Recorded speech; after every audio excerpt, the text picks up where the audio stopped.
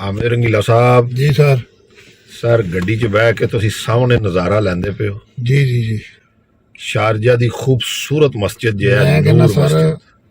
जिस बंदे ने भी ये बनाई है उन्हें किन्ना क मुहब्बत का इजहार अल्लाह दे नाल कीता है हाय हाय हाय हाय हाय कि उन्हें इन्नी क नफीस मस्जिद बनाई है। क्या बात है। सुभान अल्लाह सुभान अल्लाह। सर जी एदे अंदर इंशाअल्लाह फजर दी नमाज पढ़न दा ओ मजा है। असी इंशाअल्लाह पढ़ांगे जदों को जरूर जरूर जरूर इंशाअल्लाह। और शारजा दी वड्डी मस्जिद भी इंशाअल्लाह चलांगे जी जरूर। सर जी इत्थे मैं जदों ही आया ना इन्ना क मजा आया नूर मस्जिद आके एदा इन्ना और नूर बरस रहा है बकायदा देखो। सुभान अल्लाह सुभान अल्लाह। इन्ना खूबसूरत प्लेस इन्नी खूबसूरत जगह वाह। गड्डी पार करने और थोड़ी देर एदे नज़ारे लेने। क्यों नहीं लाओ साइड ते गड्डी। लो जी सर जी पार्किंग तुसी क्या ला दे हो ते असी नूर मस्जिद के सामने पार्किंग ला दी है जी। अहमद भाई जी सर शारजा की बहुत खूबसूरत मस्जिद है जी नूर मस्जिद। नूर मस्जिद तुम देखो कि अल्लाह का नूर कैसा बरस रहा है। जैसा नाम है वैसी मस्जिद है माशाल्लाह और माशाल्लाह।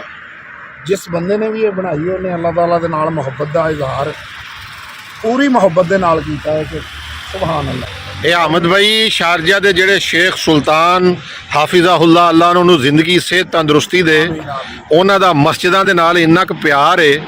ਔਰ ਤੁਸੀਂ ਮੇਰਾ ਉਹ ਜਿਹੜਾ ਚੈਨਲ ਸਦਾਏ ਖੈਰ ਹੈ ਉਹ ਦੇਖਿਆ ਹੋਣਾ ਹੈ जी जी। ਉਹਦੇ ਉੱਤੇ ਅਲਹਮਦੁਲਿਲਾ ਮੈਂ ਯੂਏਈ ਦੀਆਂ ਸਾਰੀਆਂ ਮਸਜਿਦਾਂ ਜਿਹੜੀਆਂ ਦਿਖਾ ਰਿਹਾ ਖੂਬਸੂਰਤ ਤੋਂ ਖੂਬਸੂਰਤ ਤਰੀਨ ਮੇਰੇ ਦਿਲ ਦੇ ਬੜੇ ਕਰੀਬ ਹੈ ਮਸਜਿਦ ਨੂਰ ਮਸਜਿਦ ਜਿਹੜੀ ਹੈ ਨਾ। क्या बात। ਅਲਹਮਦੁਲਿਲਾ ਸੁੰਮਾ ਅਲਹਮਦੁਲਿਲਾ। और इंज ही लग रहा है कि जन्नत बन गई। क्या बात है क्या बात है। ਇਹਦੇ ਪਿੱਛੇ ਸਮੁੰਦਰ ਹੈ वाह। और सुबह ਦਾ ਸੀਨ ਇੰਨਾ ਕੁ ਮਜ਼ੇਦਾਰ ਹੁੰਦਾ ਇੱਥੇ ਨਮਾਜ਼ ਫਜਰ ਜਦੋਂ ਤੁਸੀਂ ਪੜ੍ਹਨ ਆਓਗੇ ਨਾ ਇਨਸ਼ਾਅੱਲਾ जी जी। ਤੇ ਬੜਾ ਲੁਤਫ ਲਵੋਗੇ ਇਨਸ਼ਾਅੱਲਾ। वो परे समुंदर है। ਉਹ ਪਰਾਂ ਸਮੁੰਦਰ ਹੈ ਉਹ ਪਰਾਂ इधर ही दफ्तर भी है ना अपना। ਆਓ ਪਰਾਂ ਅਲ ਮਜਾਜ਼ ਆਪਣਾ ਜਿਹੜਾ ਨਾ ਆਫਿਸ ਹੈ ਉੱਥੇ अच्छा ਅਲਹਮਦੁਲਿਲਾ।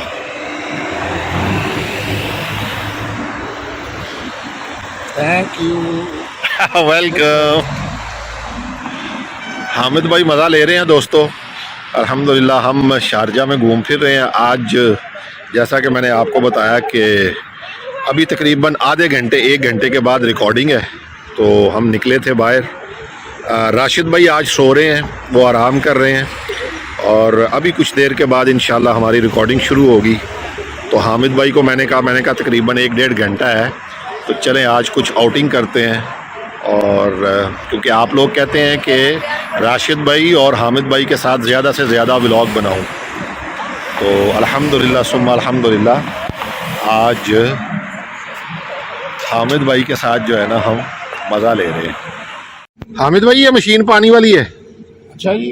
हाँ जी दाओ ਇਹਦੇ ਚ ਪਾਈਏ तो ये लेना। ਇੱਥੋਂ हाँ जी इतों ही ਬਟਨ ਦਬਾਉਣਾ ਪਏਗਾ। बटन दबा दो ਉੱਥੇ ਦਬਾਓ ਇਸ ਟਾਈਮ ਨੰਬਰ ਲਿਖੇ ਦੇ ਨਾ ਸਾਹਮਣੇ ਹਾਂਜੀ ਇਹਨਾਂ ਚੋਂ ਇੱਕ ਨੰਬਰ ਦਬਾਓ 018 018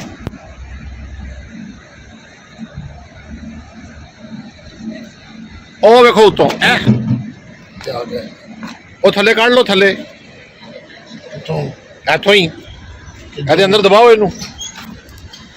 ਵਾਹ ਓਏ ਡਿੱਗੀ ਕੈਸੀ ਇਹ ਬੋਤਲ ਹੈ ਕਿ ਨਹੀਂ। ਮੈਂ ਕਹਿੰਦਾ ਕੀ ਬਾਤ ਹੈ। ਠੰਡੇ ਪਾਣੀ ਨਾਲ ਲੁਤਫ ਲਵੋ। 2 घंटे सानू हो गए ने निकले हैं। ज़िया भाई मैनू ऐसे ऐसी जगह ते लैके गए ने बहुत मज़ा आ रहा। अल्हम्दुलिल्लाह अभी तो पार्टी शुरू हुई। बेशक बेशक अजय तो बड़े बड़े खाने खाने ने और बड़ी बड़ी जगह जाना है। बेशक आज रिकॉर्डिंग रिकॉर्डिंग माही दा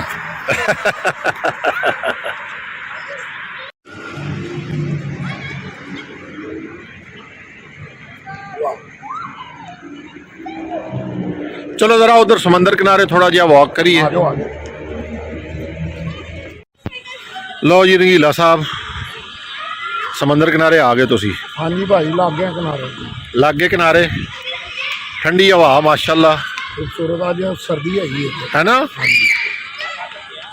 इतने थोड़ी वॉक करने जिदन दे और अगे बहुत कर ली खुदा 350 किलोमीटर अगे परवाया। ਫਲੂਦਾ ਤੇ ਕਦੋਂ ਦਾ ਹਜ਼ਮ ਹੋ ਗਿਆ ਦਾ ਉਹ ਤੇ ਹੋ ਗਿਆ, ਉਹਨੇ ਕਿੰਨੇ ਕਿਲੋਮੀਟਰ ਤੇ ਤੁਰੇ ਆ ਪਹਿਲਾਂ। ਹੈ ਨਾ ਹਾਂਜੀ ਸਰ ਜੀ 5 ਤੋਂ 7 ਮਿੰਟ ਰਹਿ ਗਏ ਨੇ, ਅਸੀਂ ਪਹੁੰਚੀਏ ਮੇਰਾ ਖਿਆਲ, ਚਲੀਏ। ਚਲੋ ਰਾਮ ਰਾਮ ਨਾਲ ਚੱਲ। ਠੀਕ ਹੈ ਜੀ, ਆ ਜਾਓ ਫਿਰ। ਆ ਜਾਓ, ਆਓ ਮੇਰੇ ਨਾਲ।